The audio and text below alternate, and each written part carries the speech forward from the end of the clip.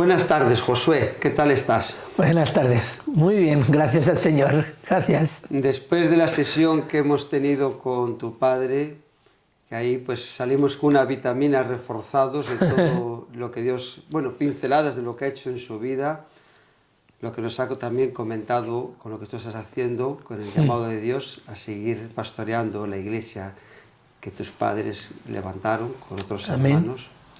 Me he quedado sorprendido antes de venir cuando me dijo que coleccionabas Biblias y después otros hermanos, como el historiador Gavino, que eres uno de los coleccionistas más grandes que hay en España de Biblias. Que cuentas con un volumen... Más de 600. Más de 600 Biblias en todo tipo de idiomas, pero sobre todo me he empeñado en conseguir todas las traducciones posibles que se han hecho en castellano, al menos desde 1782 en adelante. Y llevo unos 263, 264 volúmenes solo en castellano. Solo en castellano. Esta afición por las Biblias la inició tu padre en los viajes misioneros que hacía y traía traducciones de otros países. Sí, aunque aún empezó un poquito antes. Fíjate que él, estudiando en IBTI, como ya en la entrevista apareció, una de las compañeras tenía, en aquella época, si no me equivoco, era por novio y después por esposo, a alguien que trabajaba en la Sociedad Bíblica Internacional. De hecho, sus primeras Biblias que tuvo mi padre tenían la de castellano, la de inglés, pero también le regalaron un amigo de él turco, una en turco y otra también en griego. Así que esas fueron sus primeras 4 Biblias en distintos idiomas, y ella le empezó o le prometió a enviar y a dar Biblias en otros idiomas. Y así es como él formó cerca de unas 100-120 Biblias. Y en un momento dado, a mí me gustaba mucho, siempre desde pequeñito, las admiraba, me encantaba verlas, me encantaba vislumbrar en otros idiomas la palabra del Señor.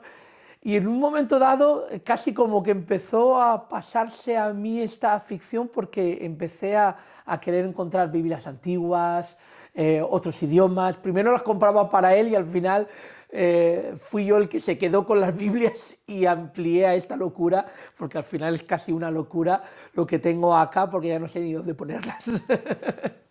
Estamos ahora mismo, es el despacho pastoral de tu padre, que también Exacto. Es el tuyo, ¿no? También es mío. Y aquí las tienes clasificadas en estos muebles, lo vamos a ver en un momento, ¿por continentes o por...? Primeramente, como me he especializado en traducciones de todo tipo en castellano, sean católicas o de origen judaico o de origen evangélico, tengo las españolas acá, tengo aquí los idiomas de la península ibérica, con prácticamente todos los idiomas, hasta los más pequeñitos, dialectos pequeñitos que nos encontramos en península. Aquí abajo tenemos de África y de Asia, y justamente en todo lo que es esa parte de allá nos encontramos algunos idiomas de América y Europa, prácticamente de todos los idiomas de Europa, y muy antiguas también, tanto de latín, griego, hebreo, como también algunas también muy antiguas en holandés, alemán, inglés, francés, etc. Sí, ahora en un momento vamos a ver una exposición que tienes preparada ahí en la mesa del despacho, y aquí has preparado una pequeña selección que son como hijos, sí. Que decirte, me ha costado mucho cuando te he dicho qué Biblias ahora podemos tener aquí, porque todas guardan en tu corazón, ¿no?, un espacio afectivo de lo que significa cada traducción, el tiempo. Y si nos puedes hablar y mostrar las que tienes aquí, que todas, son como, te puedo decir, sí, ¿no?, algunas, ¿no?, de las más predilectas. Estas son de las más predilectas por distintas razones, aparte de, que no lo he traído aquí, de los rollos de Torá, que luego los veremos. Digamos que estas son las que guardan en mi corazón un poquito más amplio el amor y también la dificultad de conseguir, porque son elementos de la colección que son de las más difíciles de conseguir. De los que podemos ir hablando, de la más antigua de mi colección, así vamos por partes. La más antigua de mi colección es esta Biblia Sacra, es un posincunable. Para los que no conozcan un poquito los términos bibliófilos, Un post-incunable son aquellas Biblias que nacieron después de lo que es la cuna de lo que es la imprenta por parte de Gutenberg de móviles, porque sí que existía imprenta anterior, pero la imprenta rápida o imprenta por móviles que inventó Gutenberg en 1400, todos los ejemplares que salen a partir de Gutenberg se llaman incunables, y todos los que vienen a posteriori, que suelen ser de 1500 en adelante, se le llaman postincunable. Y justamente este ejemplar es una pequeña Biblia de las primeras que se hacían en tamaño pequeñito, de 1555, en latín. Es un bello ejemplar con la letra pequeñita, y parece mentira, ¿verdad?, que en aquella época se hiciese este tipo de impresiones, y lleva el texto de la Vulgata latina, pero la de Jerónimo, no la de Clementis, que es la más conocida o la más utilizada a partir de 1600 en adelante. Así que es un ejemplar que no son fáciles de conseguir y tampoco son baratos, y me muevo en muchas subastas, y al final Dios me permitió poder adquirir a un buen precio este ejemplar, que es el ejemplar más antiguo que tengo. O sea, para conseguir una Biblia de coleccionista tienes que ir a subastas, a tiendas de antigüedades, ¿no? Exacto. En toda España te vas moviendo por internet. Por internet, a través de plataformas como Todo Colección o plataformas internacionales como Scatawiki.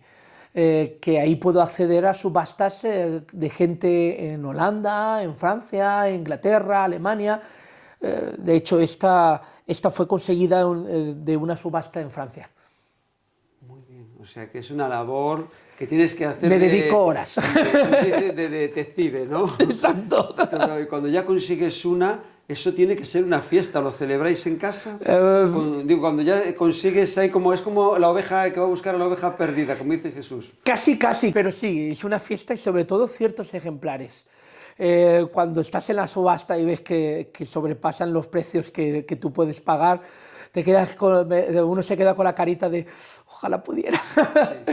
Pero cuando consigues y te esfuerzas y ves que al final sale ese fruto y la tienes en la mano, después de a veces semanas que estás esperando ansioso a que llegue ese paquete, el chico de correos toque la puerta: Josué, tengo un paquete para ti. Y que no se pierda, ¿no? Tiene que venir certificado, ¿no? Todo certificado, siempre. De hecho, aunque me digan certificado es más caro, no, por favor, envíame la certificada, ya. Prefiero que llegue. Muy bien. Entonces esta es la joya de la corona. Esta es la joya, es uno de los ejemplares también más caros y el más antiguo que tengo. Sí, que aquí tiene nombres escritos de personas. Tiene una contraportada detrás donde aparece la fecha, y la portada original que desapareció sería esta. Un ejemplar tal cual exactamente igual, existe en la Biblioteca del Congreso de los Estados Unidos, o sea que es un ejemplar que es bastante bueno, sí, en ese sentido. La verdad que le doy gracias a Dios por tener este privilegio de poder tocar una Biblia tan significativa. Dentro de las joyas que también podemos encontrar dentro de la colección, es una Biblia sacra de 1600, tiene un bello frontispicio, 1651, y lo que me gusta de esta Biblia es que aparece un nombre que para los estudiosos es una persona muy conocida, es Teodoro de Beza. Así que justamente tenemos aquí la versión en latín, no en la de griego, pero sí la versión de latín modificada por Teodoro de Beza en esta Biblia sacra, que también Tremelio y Junio colaboraron ellos con el Antiguo Testamento, y el especialista, por supuesto, del Nuevo Testamento era Teodoro de Beza. Así que es un bello ejemplar que viene en latín y que es de 1651, como dije antes, y que justamente lo que es el Nuevo Testamento pertenece la traducción al propio Teodoro de Beza. Me está llamando la atención, ¿no?, que son letras muy pequeñas, muy ¿no? Pequeñas. Para ese tiempo. Para ese tiempo, sí. Tenían una vista espectacular. Exacto. Porque sí. Y de hecho, tengo, que luego lo veremos ahí, un ejemplar pequeñito de Robert Steinen en griego, y el Nuevo Testamento no tiene más tamaño que este, pequeñito, casi hoy en día se hace del mismo tamaño. Lo de Biblia Sacra, has dicho, ¿no? Biblia Sacra. Ese nombre de... La Biblia Sacra o la palabra sacra siempre se ha utilizado para denominar la Biblia en latín, prácticamente, o la Biblia que viene también del latín. Es un término que se utiliza mucho para denominar las Biblias que están escritas en latín o para denominar la Biblia en castellano que proviene del latín. Muchas de las Biblias católicas utilizan ese término también de Biblia Sacra o Sagrada Biblia, más el término en castellano. En estas Biblias en latín, ¿vas buscando el significado de las frases o es muy complicado el latín? ¿Te cuesta mucho? De hecho... Entender lo que dice, porque se pueden captar, ¿no? Para ahora sí. Nuevas, como te digo, tenemos la Biblia nuestra, pero cuando tú no veas otras traducciones, como te enriqueces más, puedes entender mejor un pasaje. Exacto, y me encanta. Y de hecho, yo tengo una ventaja de que en el instituto era el rey del latín. Aunque estudié y me fui hacia ciencias, mi profesora de latín, si ve esto, me estaría diciendo: ve, Josué, te dije que fueses a letras. Porque era muy bueno en latín y me sigue gustando mucho el latín y aún tengo los conocimientos que tenía del latín, que podía traducir cualquier texto en cualquier declinación. Y la verdad es que la profesora iba detrás de mí para que fuese a estudiar letras. Ahora me arrepiento, en parte. Puedes entender bien muchas cosas. Bastante. ¿Qué notas así cuando lo lees como en Reina Valera, con la Biblia que utilizamos los evangélicos, así, que hay algunos matices de cuando estás... La verdad es que las diferencias entre la Clementina o la de Teodoro de Beza y Tremelio o la de Jerónimo, es muy interesante ver esas diferencias, que se ve cómo va evolucionando conforme van apareciendo los textos, o se van encontrando nuevos códices, etc. Y cómo esa evolución también nos ha llevado a perfeccionar también las traducciones de la Biblia. De verdad que es emocionante. Siempre me recuerdo las palabras de uno de los traductores de la Sociedad Bíblica aquí en España, Ricardo Moraleja, que le encanta o le apasiona también la historia de las Biblias, de la importancia de la historia de la Biblia, porque la historia de la Biblia también marca las traducciones de hoy en día.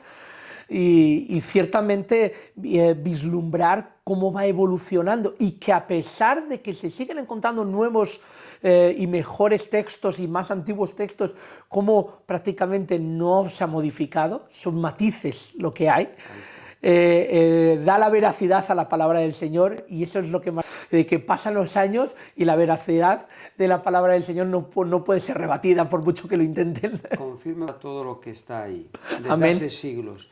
Muy bien. Amén. Me estás dando unas lecciones fabulosas.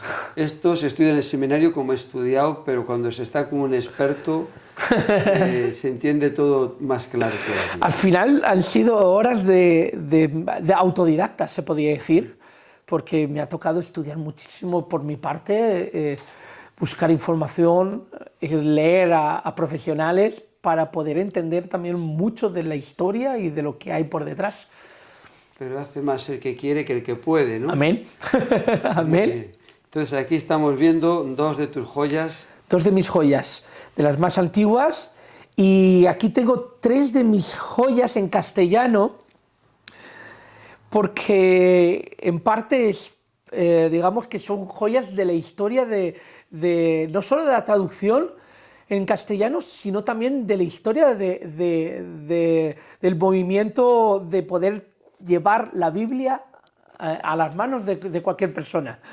Sobre todo en España. En España, exacto. Y sobre todo porque esto fue impulsado por la Sociedad Bíblica Británica Extranjera y por un hombre en España llamado George Borrow. Y luego la que más se movió, que fue la Reina Valera, a través de también otro español afincado allá en Oxford como profesor, y que a través de la SPCK y después Sociedad Bíblica se movió, que es Lorenzo de Lucena, y su versión enmendada de la Reina Valera, que prácticamente es la base de la Reina Valera que tenemos hoy en día. Entonces, sobre estas, has mencionado aquí Nombres muy importantes. Nombres muy importantes. Vemos así cada una lo que... Vamos a ir viendo desde la más jovencita, desde la más viejita hasta la más jovencita. Empezamos de este ejemplar, que cualquiera que lo vea pueda pensar que no vale nada por el aspecto.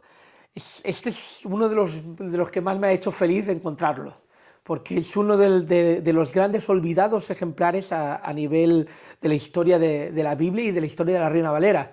Este ejemplar data de 1817 y podríamos hablar de que es la cuarta edición de la Reina Valera. Cuarta edición, solo en el Nuevo Testamento. Sí, por el tamaño se ve que es...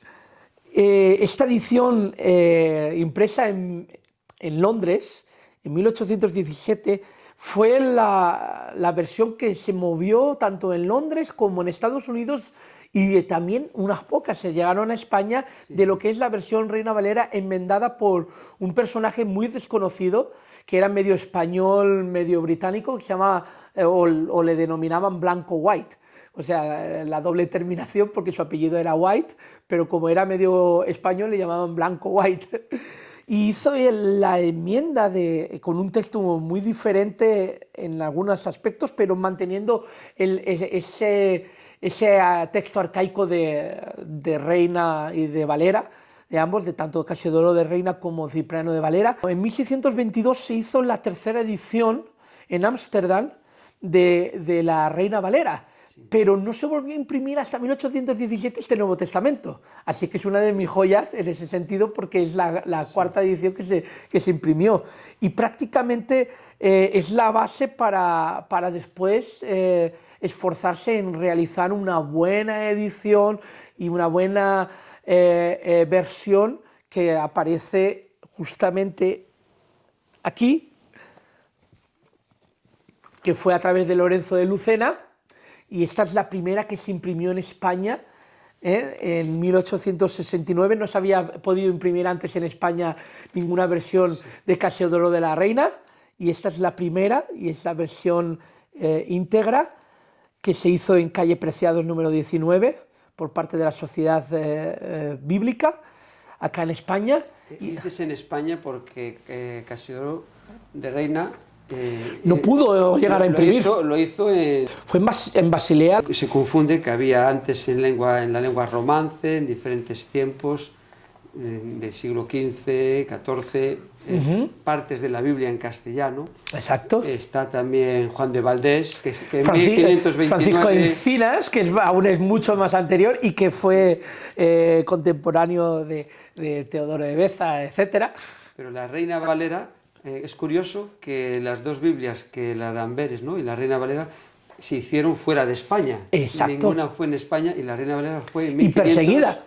Sí, en 1569, y es la primera versión de la Biblia en castellano completa. Sí, y no solo es la primera versión en castellano completa, sino que encima no venía desde el latín, sino que venía desde los originales griego y hebreo. Y entonces, en relación con la Biblia que me acabas de decir, que fue impresa en España en 1869... O sea, la otra fue en 1569, 300 años después. 300 años después llegó a España. Exacto. Justamente 300 años después. Y entre medias tenemos la revisión de Cipriano de Valera en 1602, exacto. En 1622 en Ámsterdam se vuelve a imprimir otra vez la misma, que aparece en la portada ya no el cántaro, como se le denomina a la versión de Cipriano, sino que aparece como un caballo alado, etc., que es la de 1622, y se quedó ahí prácticamente, no volvió a utilizarse la Reina Valera en ese sentido hasta que la rescata justamente la Sociedad Bíblica a través de la mano de Blanco White con este Nuevo Testamento. Y claro, el lenguaje era tan arcaico porque se ve, y tengo otras versiones que se vuelven a imprimir en Inglaterra, porque también la gran desconocida, las versiones que se imprimen en Inglaterra o la versión enmendada de esta de 1830 que tengo ahí un Nuevo Testamento también que se hace en Estados Unidos. Parece que no exista y sin embargo existen cantidad de versiones diferentes o enmiendas diferentes hasta que prácticamente la SPCK o la Society, a ver en inglés, es la Sociedad para la Promoción y el Conocimiento del Cristianismo, sí, en Inglaterra, saca a través o de la mano de este profesor de Oxford, que había sido, él había sido cura o sacerdote, pues saca esa versión moderna, con un lenguaje ya muy cómodo de leer, con una buena lectura. Saca justamente la que llega en España en 1869, pero que él la saca en 1862 en Londres. De hecho, tengo una tercera edición que se podrá ver allí, de 1867, y esta es la cuarta que se imprime y es la primera que se imprime 300 años después, justamente en Madrid, por parte de la Sociedad Bíblica. Menudos tesoros que tienes aquí. Y la de Borrow, porque fue una persona que vino aquí en sí, 1836. Sí, que es cuando la Sociedad Bíblica, antes estábamos hablando, se fundó el 6 de enero de 1836. Sí. Y tú me comentabas la fecha de 1804, que es cuando la Sociedad Bíblica prácticamente comienza con la historia de esa niña que busca la Biblia en galés y que recorre muchos kilómetros con dinero ahorrado y ese sentimiento del pastor de intentar hacer llegar una Biblia a manos de cada persona, que se va trasladando poco a poco, no solo en un sentimiento, si por Gales, pues por qué no por el mundo, ¿verdad?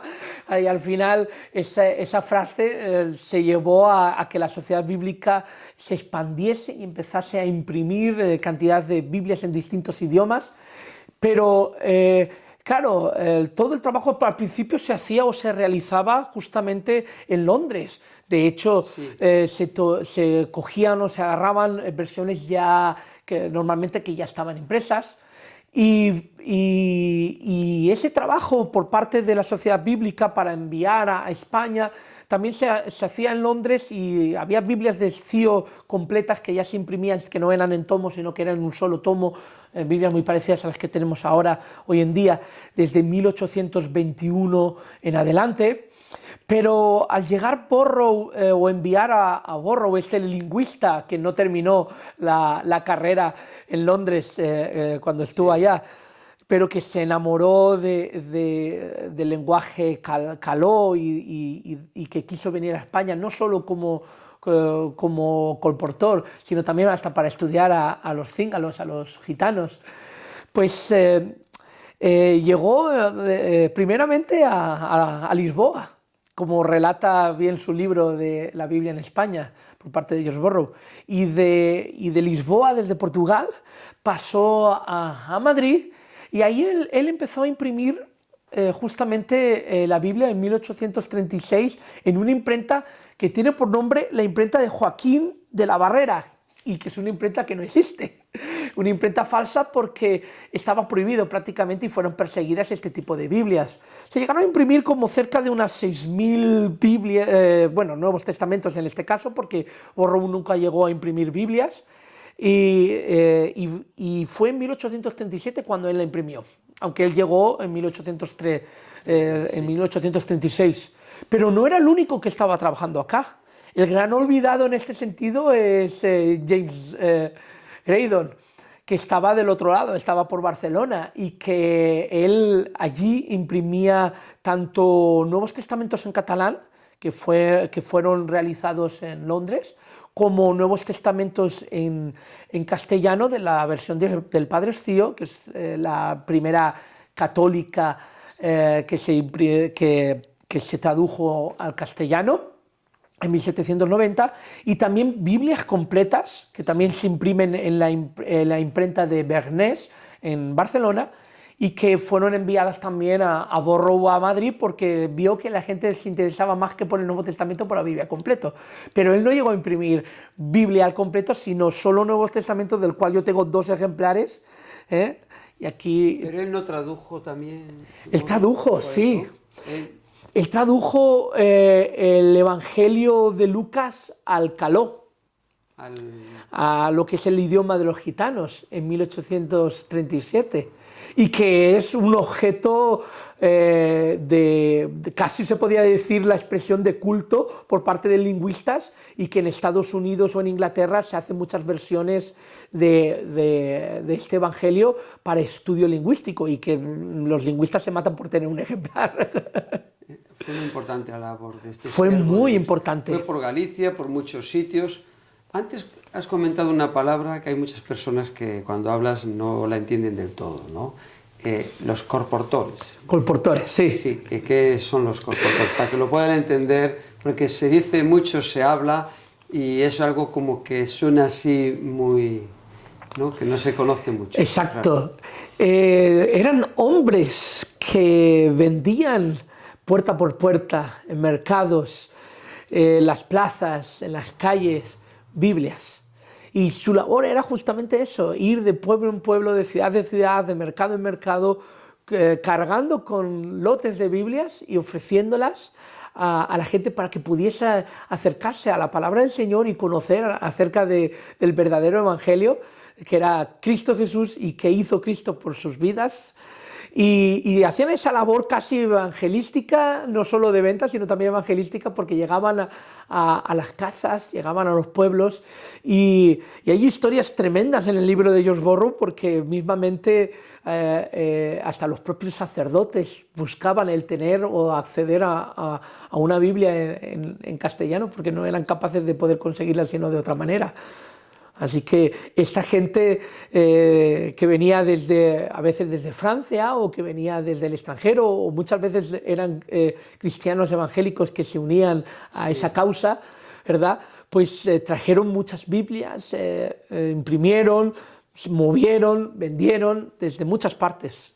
Él estaba viviendo un tiempo de tolerancia, ¿no? Después de la Constitución de 1812, era de esos pocos tiempos en la historia de España que había más tolerancia, después con la República, ¿no? Era un tiempo que se podía todavía uno mover y hacer ese trabajo.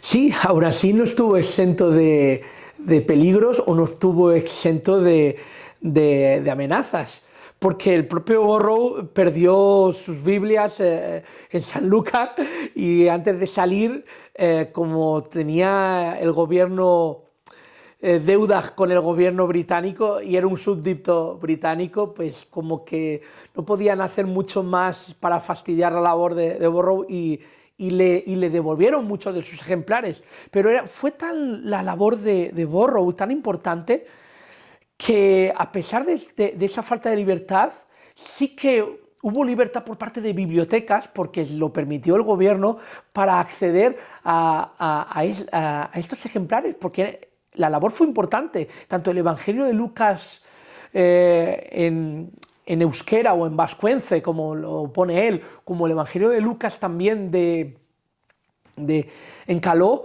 eran obras muy importantes, porque no había gran cantidad de obras en esos idiomas, era más en castellano, así que eran obras importantes que muchas de las bibliotecas pudieron adquirir ejemplares para tener, conservar y poder estudiar.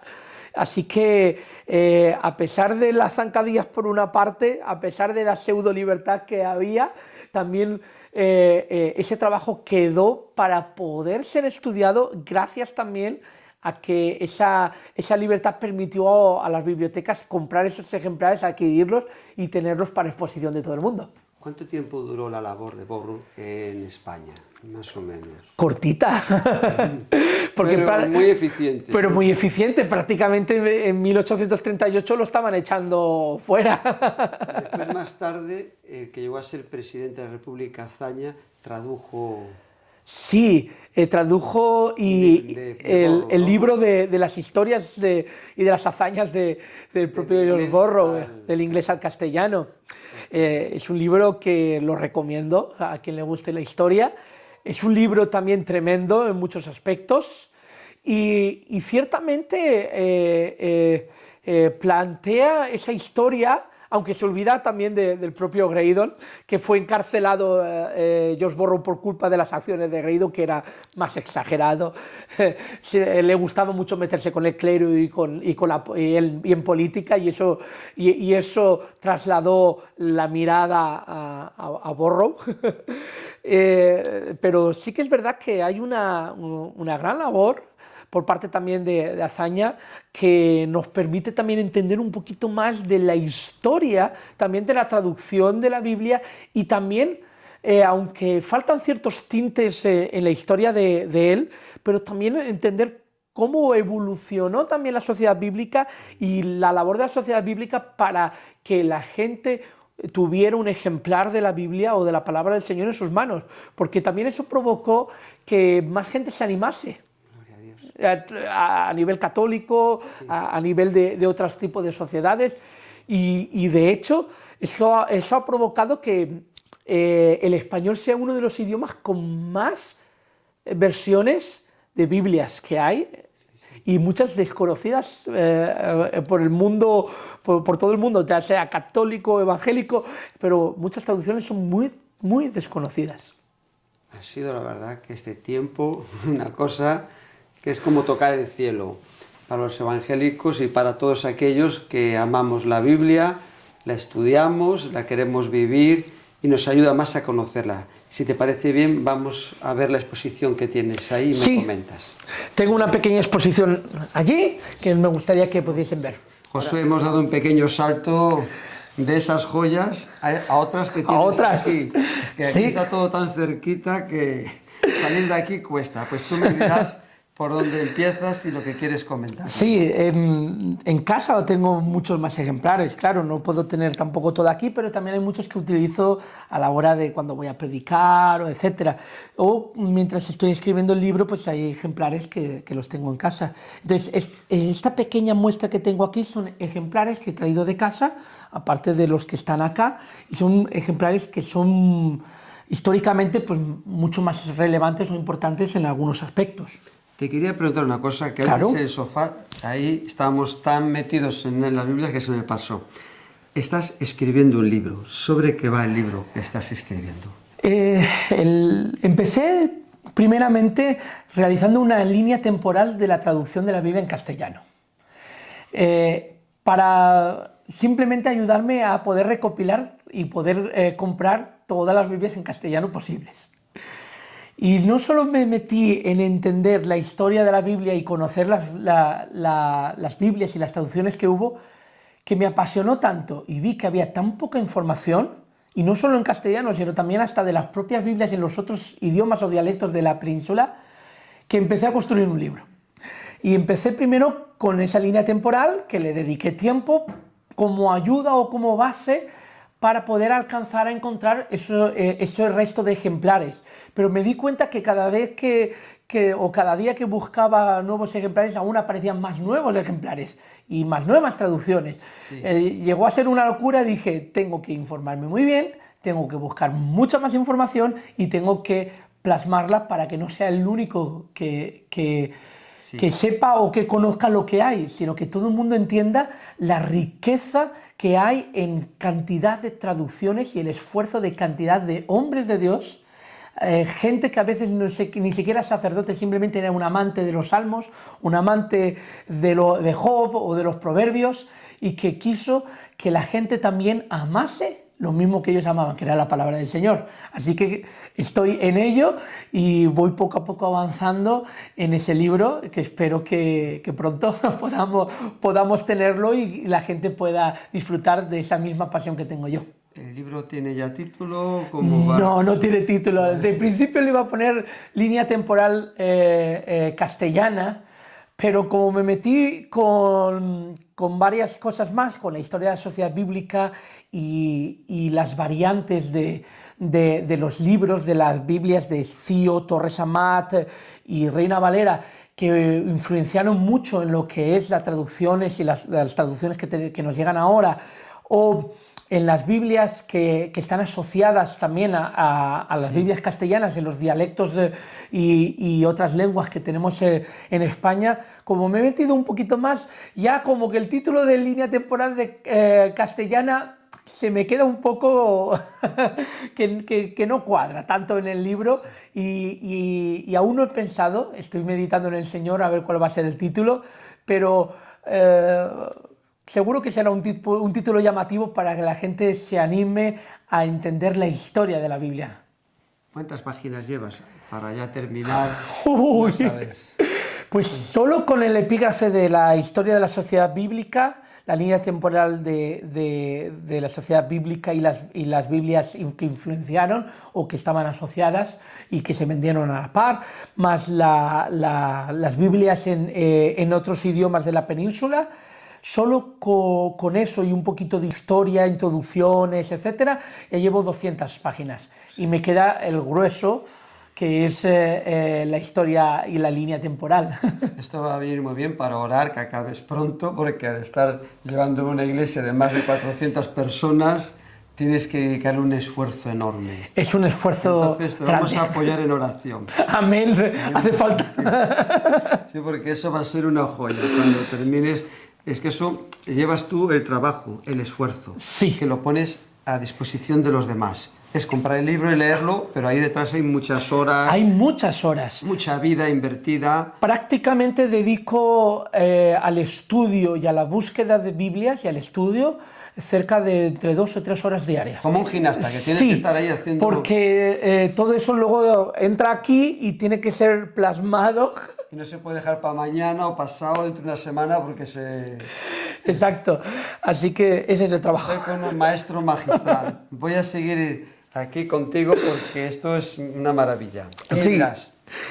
Yo creo que podíamos empezar por, de la misma manera, primero por las que son extranjeras y luego por las que son traducciones españolas, ¿vale? O de España. Uno de mis primeros ejemplares que compré más antiguos es este pequeño Nuevo Testamento griego que tuve que reformar las tapas. Fue en plena pandemia.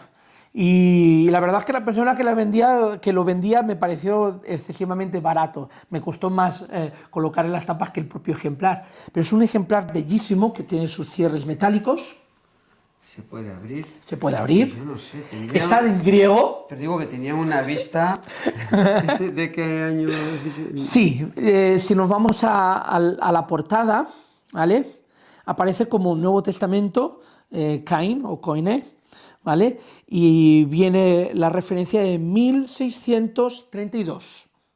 Al principio pensé que era un Nuevo Testamento con la versión griega de Teodoro de Beza, y luego estudiando, al final me di cuenta que no, que la versión que lleva es la de Robert Steinen, que también fue uno de los grandes traductores o acopladores de la Biblia en griego, y es una bonita versión manual prácticamente para llevar en el bolsillo. Y fijaros qué maravilla. En aquellos tiempos, si ahora no lo hay así tan pequeño, el de Exacto. los gedeones es más grande. Exacto, así que es una pequeña reliquia que tengo casi de museo, se podría decir, sí. Y que hicieron un excelente trabajo,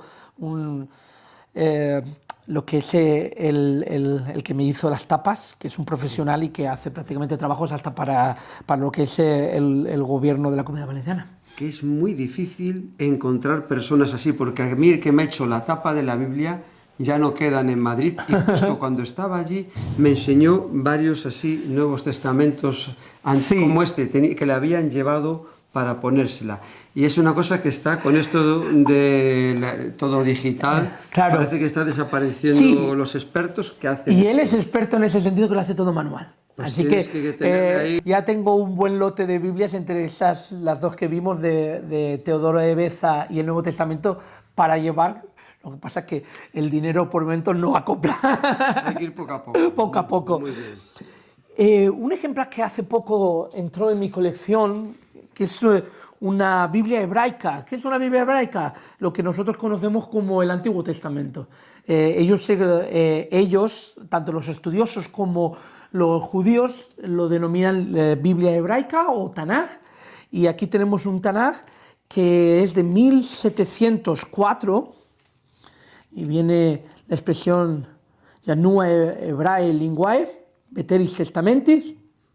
Es una versión muy bella donde viene de manera interlineal, que parece que se haya creado las Biblias interlineales hoy en día, y, mira, y fíjate que en 1700 ya había Biblias interlineales en hebreo y en latín. Qué bien, sí, sí. Y qué papel, ¿eh? Cómo se conserva. Sí. Sí, sí. Y vaya, este sí que es grande. Este tomo ya es más grande. Es normal también porque al tener tanto... Interlineal, pues es doble prácticamente. Exacto. Luego nos vamos a pasar a varias de mis joyas también dentro de lo que es la colección, porque son escasos, raros, difíciles de conseguir y a veces hasta pueden llegar a alcanzar precios desorbitados, que son trozos que pertenecen a un rollo de Torá, de una sinagoga. Cada uno de estos trozos que vemos acá, que son individuales, o este trozo que contempla 5 bloques y que hasta se ve cómo hacían las uniones, sí, son trozos diferentes de distintas partes de lo que pertenece a la Torá, es decir, al Pentateuco, lo que nosotros conocemos como los 5 primeros libros de la Biblia, escritos en hebreo, de distintas partes y de distintos tipos, porque la mayoría son de ciervo, pero el ciervo rojo, este es ciervo de Medio Oriente, y este es un ciervo más europeo que si te das cuenta también es más clarito. Sí, y aquí sí, vemos también otros 2 ejemplares más. Sí, estos ejemplares lo veo. Sí, estos 2 ejemplares son los primeros. Sí, sí, los pones así que vienen marcados y aquí pones un nombre, ¿no? Mandas sí, estos son los 2 primeros y la verdad es que estos 2 ejemplares son especiales porque este pertenecía a una sinagoga de Siria y me dijo un amigo mío judío que por el tipo de settings o como se dicen ahora, o de acentos que aparecen aquí, pertenecía a una sinagoga muy importante, muy grande, probablemente de Damasco. O sea que sí, sí, es un bonito ejemplar de Siria, muy curioso, de 1790. Este ejemplar, disculpa que lo coja y que lo enseñe porque este compete un poquito más a España, ¿sabes? Sí, sí, sí. Lo ponemos aquí. ¿Sabes por qué? Porque este es marroquí y es sefardita. Justamente el tipo de lenguaje que se utiliza, todas las expresiones que hay, es sefardita.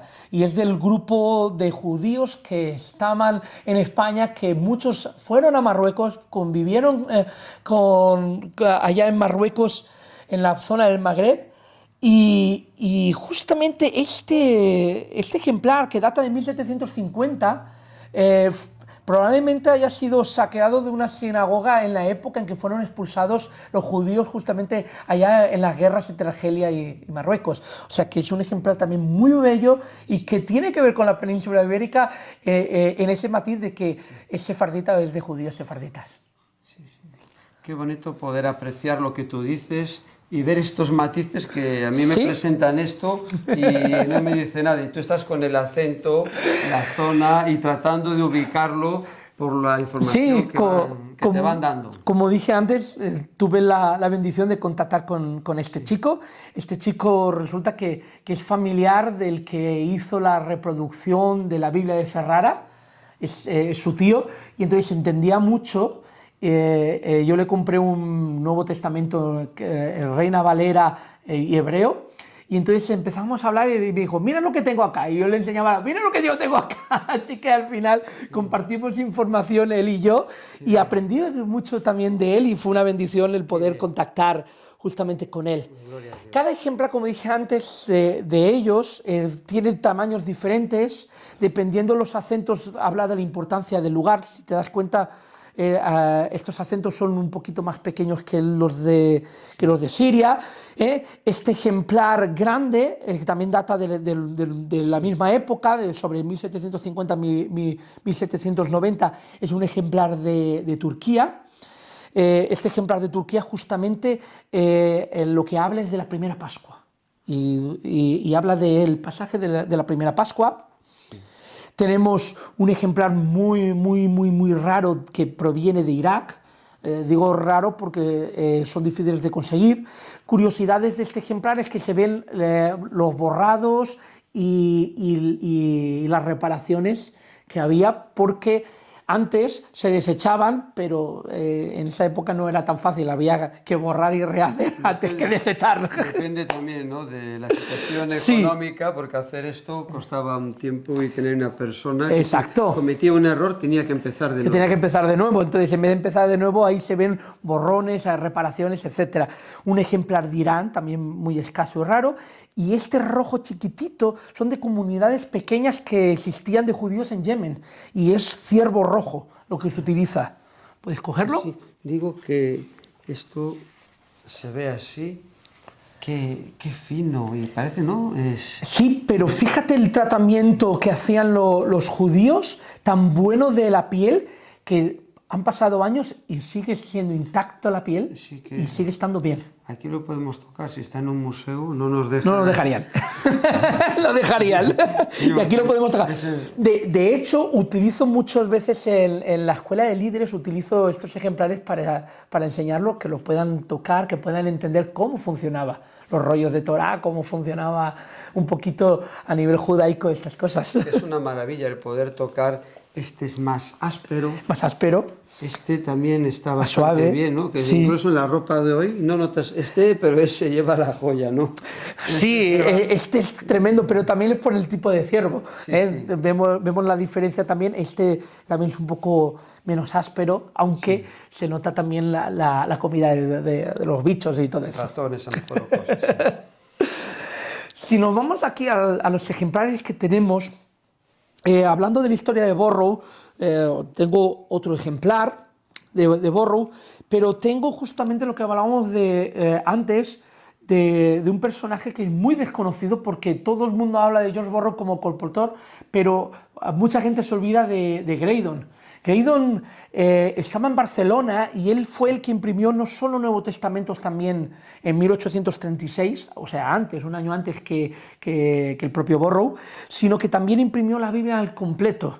Y es la Biblia que vendía también George Burroughs en Madrid y los pueblos de alrededores, que era exactamente igual a esta.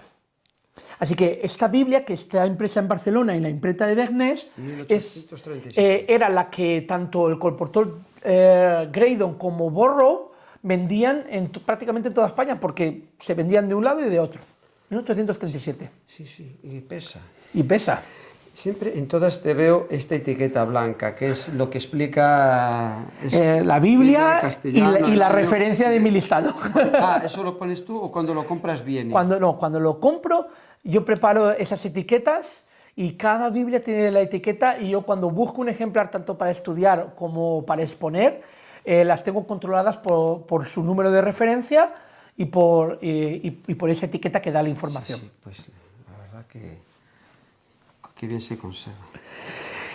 Hay una historia muy curiosa que sí que voy a aprovechar, voy a sacar el ejemplar que tengo aquí. Aprovecha todo lo que quieras. Que si tenemos que dormir aquí, dormiremos. Uy, yo podría pasarme horas.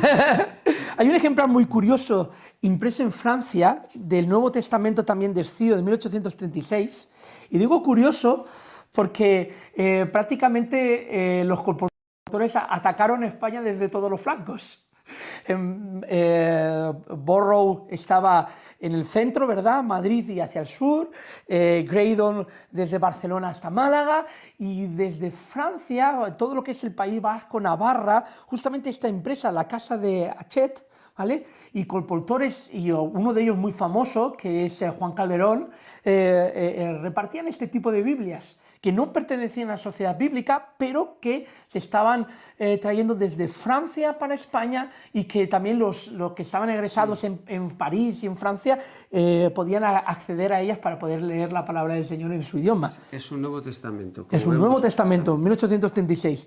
Tiene la misma versión de Escío que Burroughs, que no es la misma que hay aquí, tiene pequeños matices diferentes, y que el padre Areso, que tengo un libro de él, de sus cartas, que data justamente de 1841, se queja y manda que no se compren, que se desechen, que cuando toquen a la puerta este tipo de colportores les cierren las puertas. en pocas palabras, fue en contra de los colportores y fue en contra de toda esa labor de poder transmitir la palabra del Señor al pueblo llano.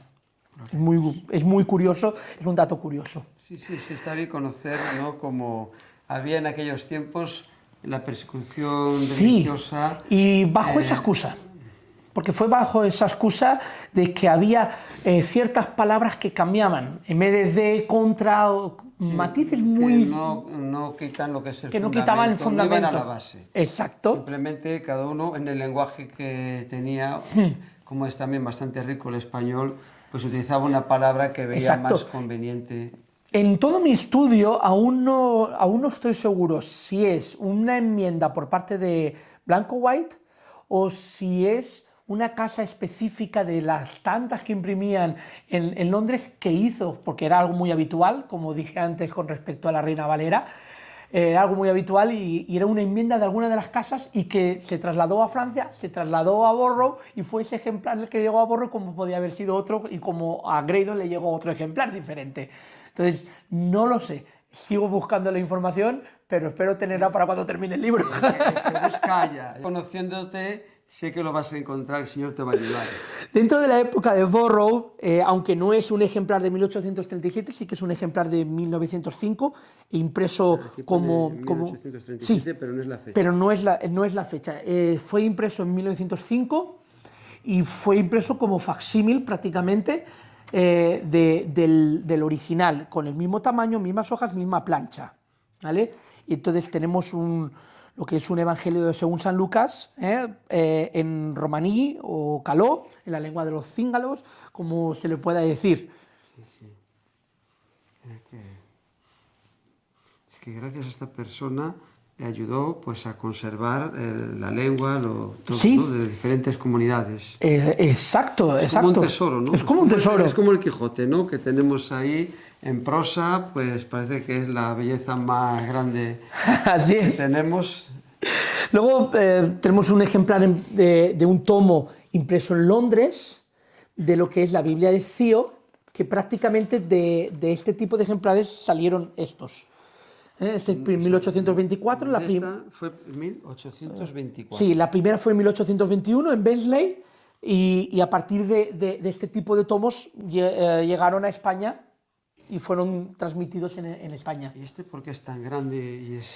Sí, es un pelín más grande, pero puede ser por el tipo de hoja, no por otra cosa. Sí, prácticamente, cuando miras el tipo de imprenta, todos prácticamente llevan misma medida, misma tipografía, el mismo hueco escrito, o sea que prácticamente parece que son todas las mismas planchas. El glosario, si es a lo mejor católico, varía, pero si es como en la Reina Valera o va... Sí, si es católico tiene los libros apócrifos, pero hay una variación, es decir, al principio la Sociedad Bíblica Británica y Extranjera imprimía tal cual estaba la Biblia. Si tenía los apócrifos, los imprimía con apócrifos porque su labor era llevar la Biblia, llevar la palabra, y da igual si los tuviese o no los tuviese los apócrifos. Luego hubo un cisma entre los que decían que sí y que no, entonces de estas podemos encontrar algunas variantes que son más con tendencia católica o que son de los primeros ejemplares que llevaban apócrifos. Vale, muy bien. Dentro de la colección también asociada a la Sociedad Bíblica tenemos estos dos Nuevos Testamentos. En 1832 fue la primera, ¿vale? El pastor Joseph Melchior fue el que tradujo el Nuevo Testamento al catalán y fue la primera traducción que es íntegramente protestante. Esta es la versión en Londres, la segunda edición de 1835, y aquí tenemos una versión que es la tercera, impresa ya directamente en Barcelona, y si nos damos cuenta es el Anton Bergenès, la misma imprenta de Graydon, ¿verdad? Y ya aparece la nomenclatura imprès per la Societat Inglesa y Extranjera de la Biblia. O sea que aquí ya se estaba remarcando que existía la sociedad bíblica acá en España. Así que son dos ejemplares también muy curiosos dentro de la colección. Y aquí hay nombres. ¿Has averiguado lo que dice aquí con rayas? Sí. Más o menos. Son los nombres de la gente de la iglesia.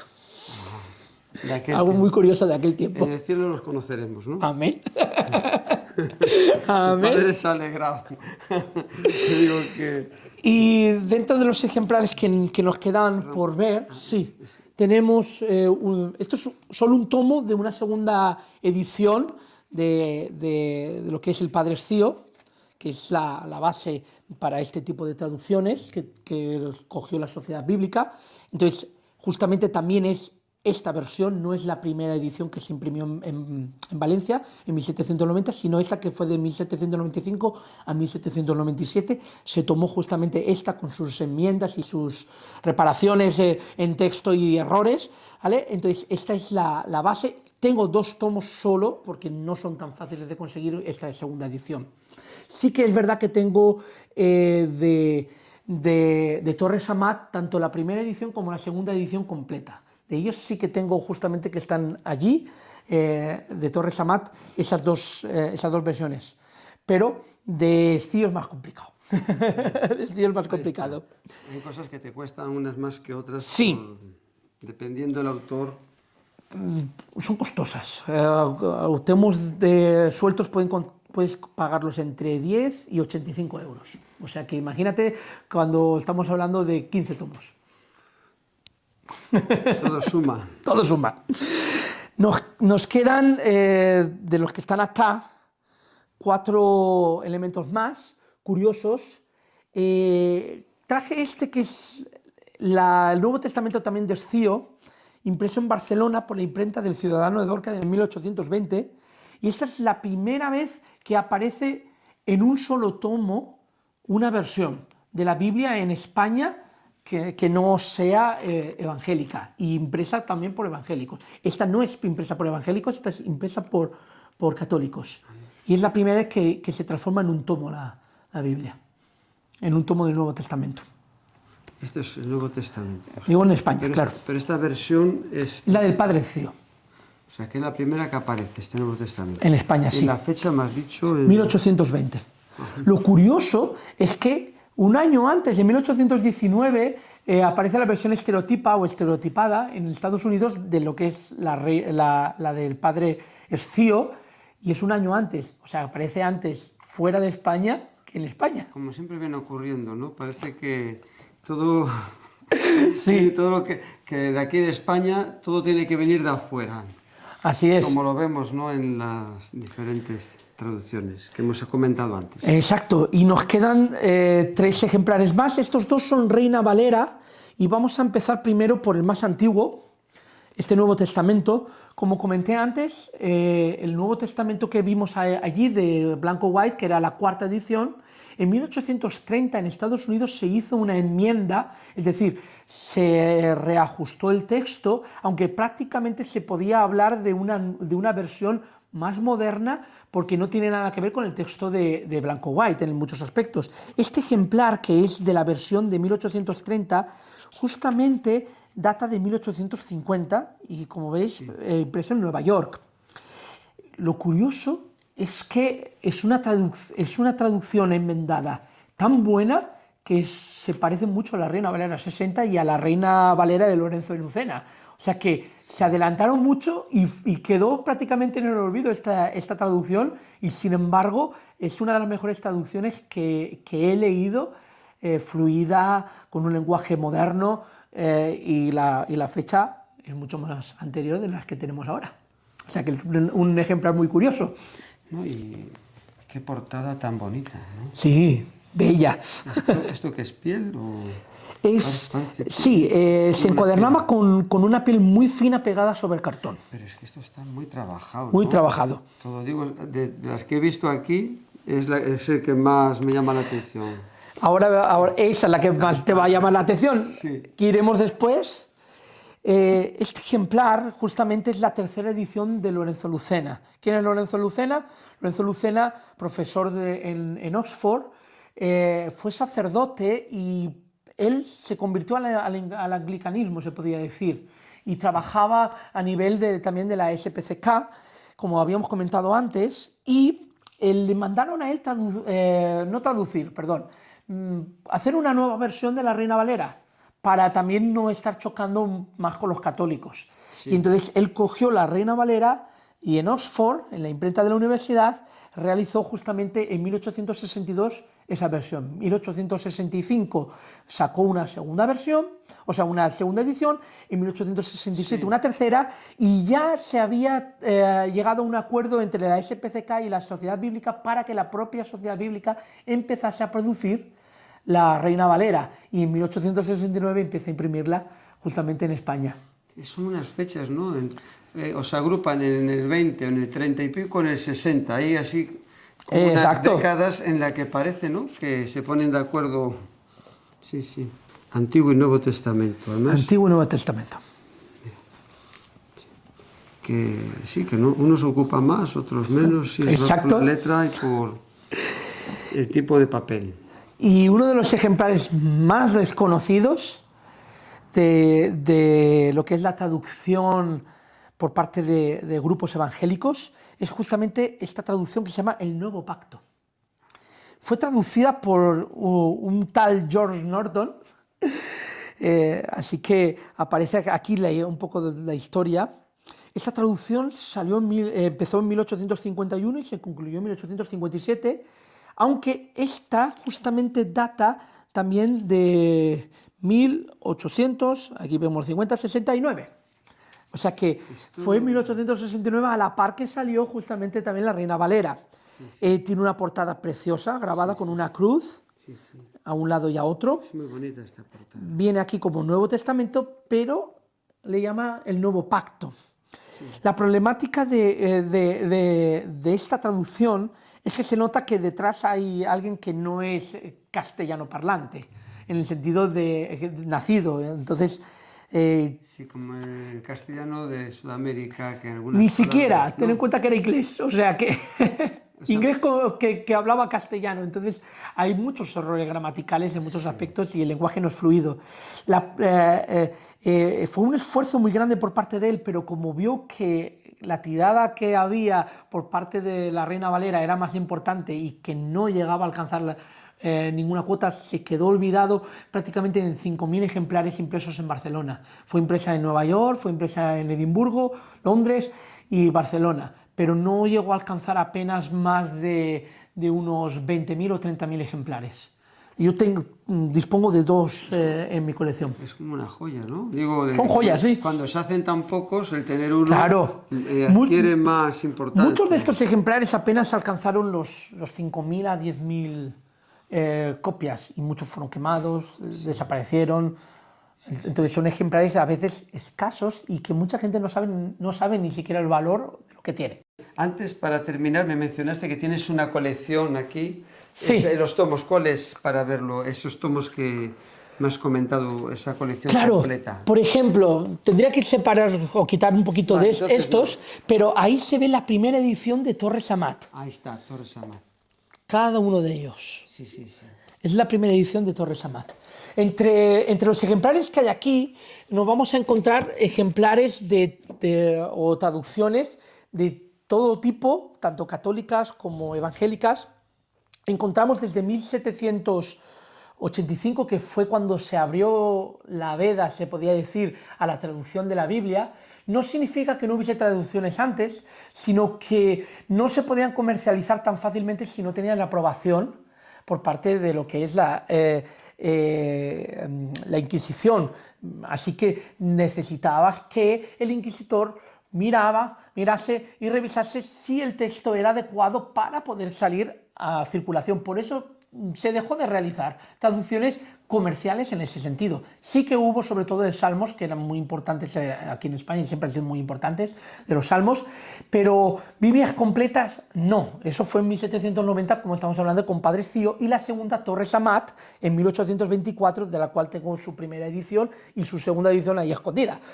Pero también dentro de lo que hay acá tenemos los primeros ejemplares en traducción desde 1782, como Anselmo Petit, que hizo tanto traducción de los Salmos como de los 4 Evangelios, o también del padre Jaime Mount, que es una traducción del francés de los Salmos y que desde prácticamente 1787 estuvo hasta 1830 en circulación y fue muy conocida, aunque es muy parafrásica, es decir, está parafraseada, no es una traducción totalmente literal.